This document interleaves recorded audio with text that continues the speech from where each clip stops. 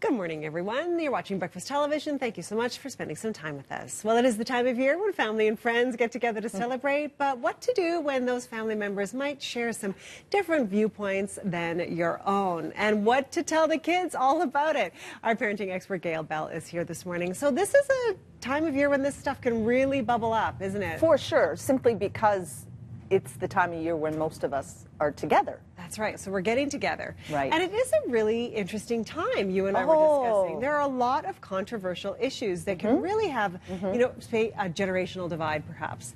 So what to do? Give us some help.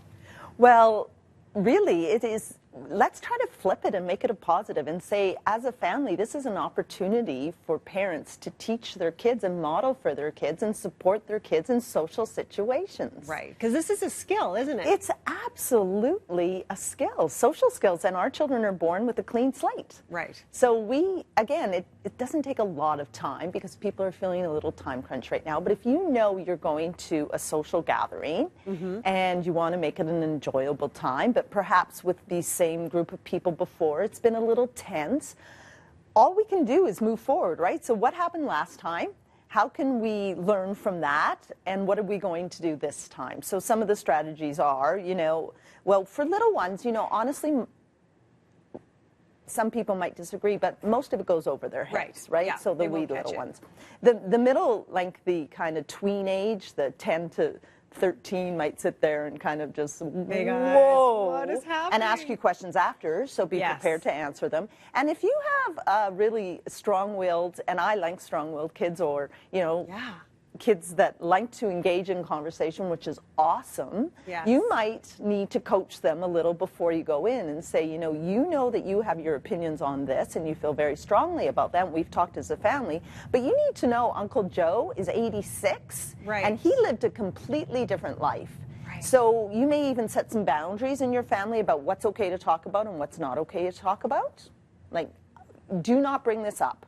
You can talk about this subject in our home with Dad and I, or, you know, your mom or your aunt, or that's safe with these people, but you need to know that's not okay. Because you're going to make Uncle Joe feel really uncomfortable and he might get defensive. So you can set some boundaries around that. But don't try to push the kids away from the dinner table either, right? Keep them at the dinner table because it's such an opportunity for them to learn. Because I bet a lot of families would be like, oh, you know, the adults are having a discussion. Here's an iPad, go over there. Exactly. Or you guys go down and play the Xbox. Keep them there because it's such a great opportunity for them. And then we can only control what we say.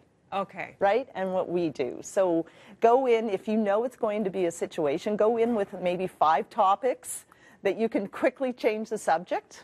So yourself. So you're redirecting the conversation away from the controversial subject. Redirect the conversation. And then the thing that even when we coach kids that are having social issues at school, we always say, hold that I, right? Because you don't want to say you. People get defensive. Use the pronoun I. Use the pronoun I. So you can be very courageous and say, I'm uncomfortable with this conversation. And then quickly bring in one of your 5 topics. Or, I need to stop talking about this because I have a different viewpoint from you. So let's just agree to disagree and then quickly change the subject. Change the subject and again. You're modeling for your children. Right, that skill. What happens when, and I've seen this happen actually, this has happened in my friend group. What happens when it's someone that your child really loves and adores, like grandma, for example, or grandpa, for example, and all of a sudden they have this revelation that grandma or grandpa doesn't share the same viewpoint that I do on something. And it can be quite shattering for the kids. I mean, they can kind of be like, whoa, this grandma, maybe they're not the same person I thought they were. How do we handle that situation?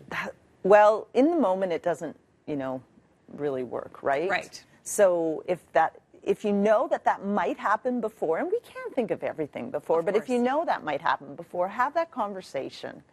And try to explain, because there's always two perspectives or 2 viewpoints, isn't there? So try to take the time to say, you know what, Uncle, you know, or I don't want to pick on uncles, but, you know, Grandma might have a different viewpoint than you do on this, and you need to understand why.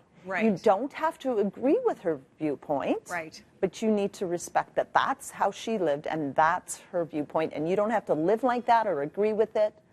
all right, but you need to be respectful to the person. To the person. To the person. So if you can talk about it before, great. If it comes up and you feel shock, you might just want to lean over and just, you know, give your a little rub, a little pat or back of the shoulder. Switch the subject if you can, and then talk to them later. Yeah.